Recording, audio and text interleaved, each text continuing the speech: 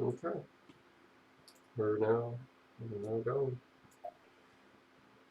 All right. So, for I guess to get started, we'll go ahead and read this problem.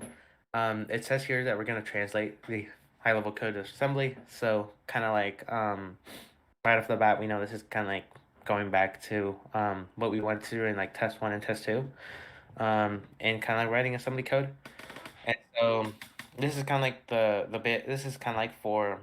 It says here that it's like the inner loop for like the bubble sort algorithm. So with that, I mean, for that, I think it would be beneficial to know what like bubble sort is, but like I think in this case, like we can probably just look in here and see like that we're trying to swap a of I and a of I plus one. So like if we had a of 0 be 7 or 13, I guess, and then a of 1 be 7, then we want to swap those two numbers. And so that's kind of like the main idea, um, but so we'll go ahead and get started. Um, so so I guess within the Google Doc, we're probably gonna have like the like little instructions things for the final exam. You will, and you'll have like little comments that says like what to do. So like okay, we'll have to initialize registers for variable I, branch label, load a of I and a of I plus one. So it kind of gives you like a good idea of like what to do. But I will go ahead and get started. Um,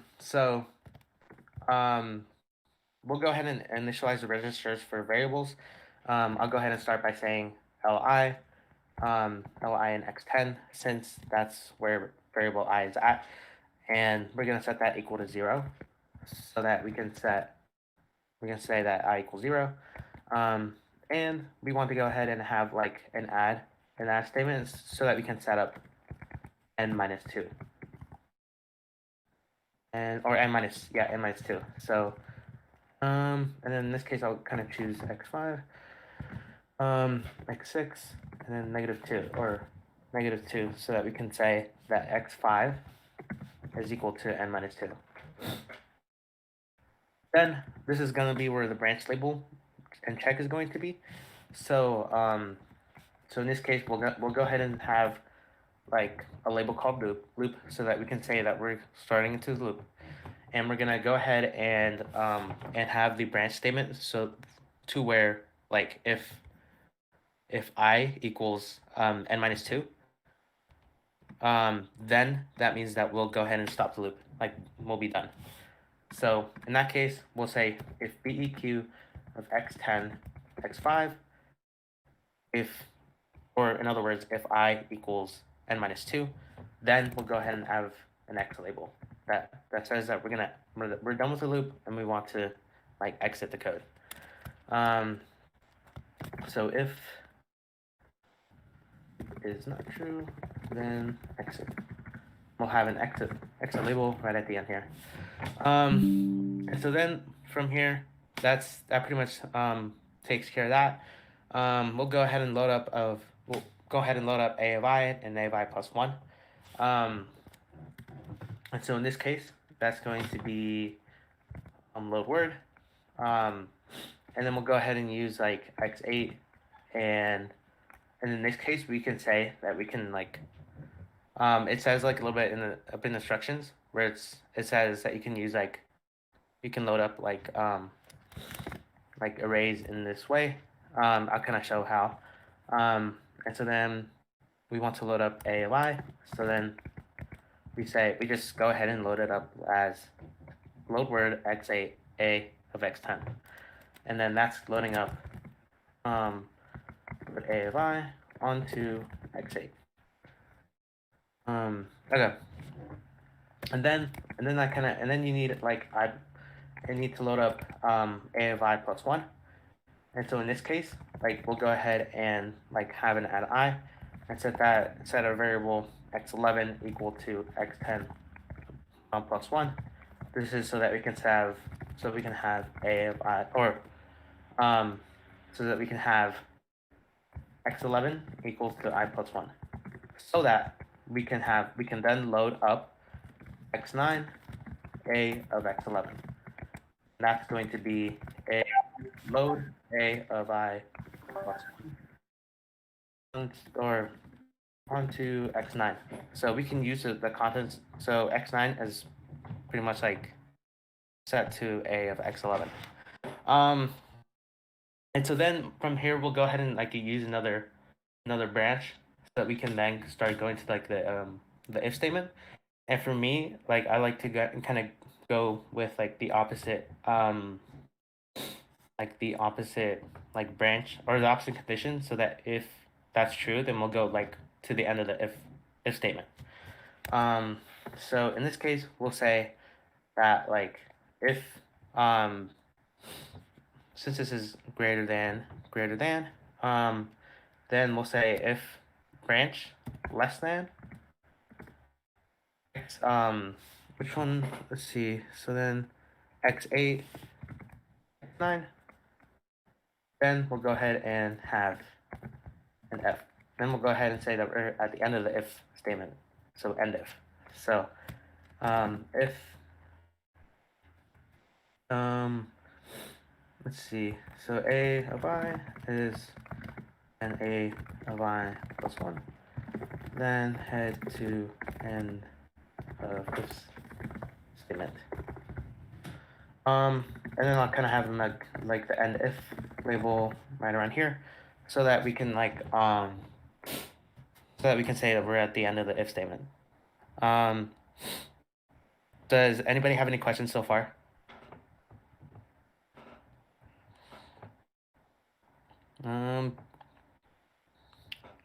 Take that as a no here. So, and so, um,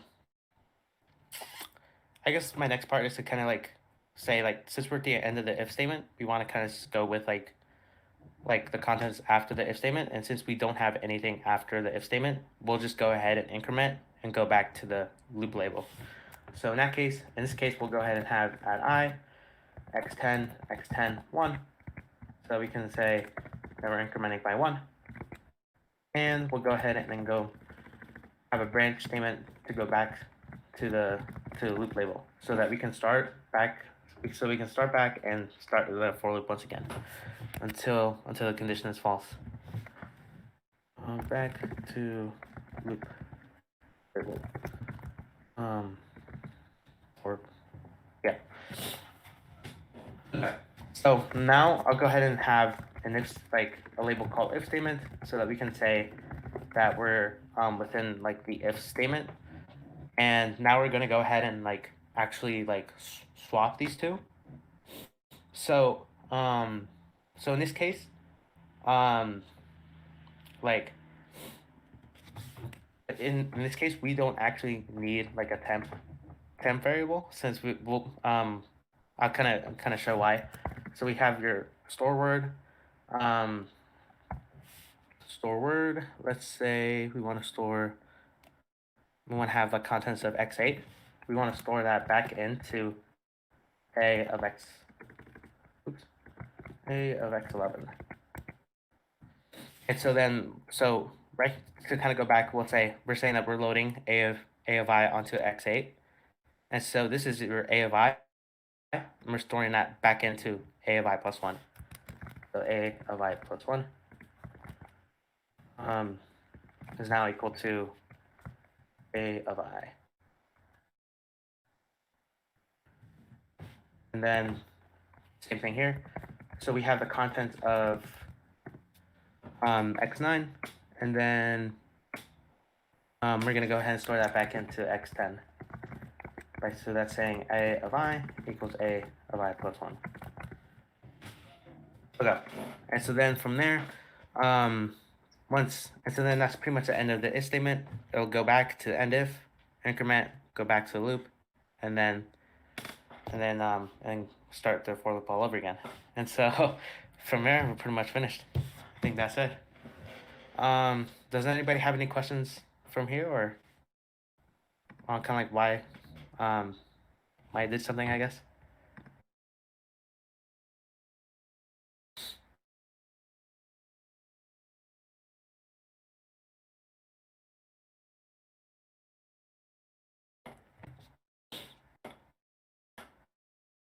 right. I think we should be pretty much good on number 2.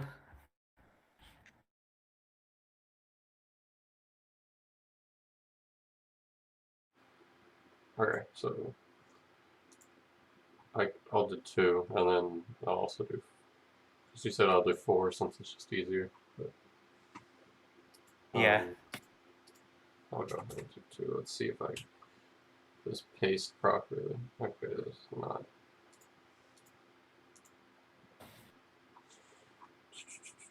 Oh no. What? I've never had my browser crash. They.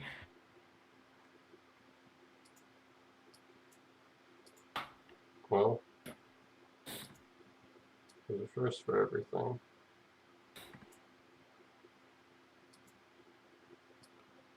I think copying and pasting this question onto my thing crashed my table.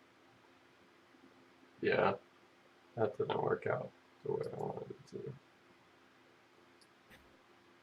Oh, jeez. Okay, let me try that again.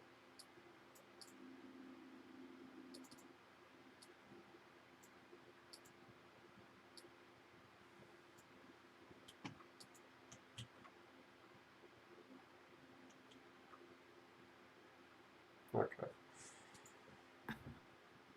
I guess 1, 2, 3, 4.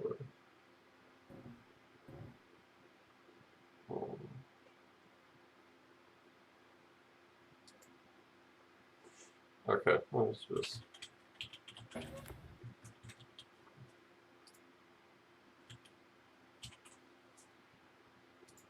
I'm gonna need another column.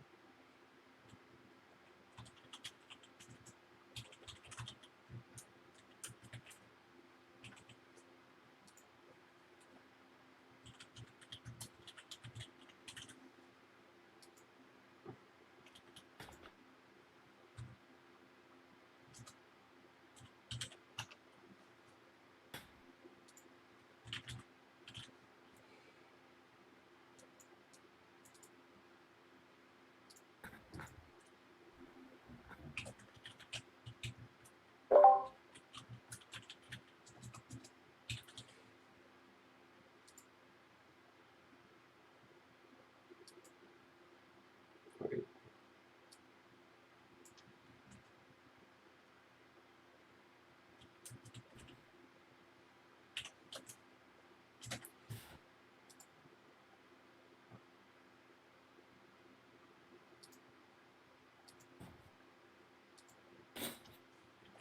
All right, we should be good on the rest of them because I think I copied and pasted them pretty good. What? How'd you do that? Just copied and pasted it. Maybe what? Okay. Yeah. Trickery. Okay, so I'll put that back in later. Okay, so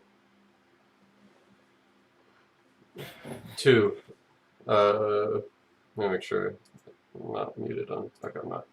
So we're using a processor with the CPIs for the following classes of instructions to execute the following code. Approximate how many instructions are to be executed for each of the following class, and calculate the total number of cycles for each class and the overall total cycles for classes. Calculate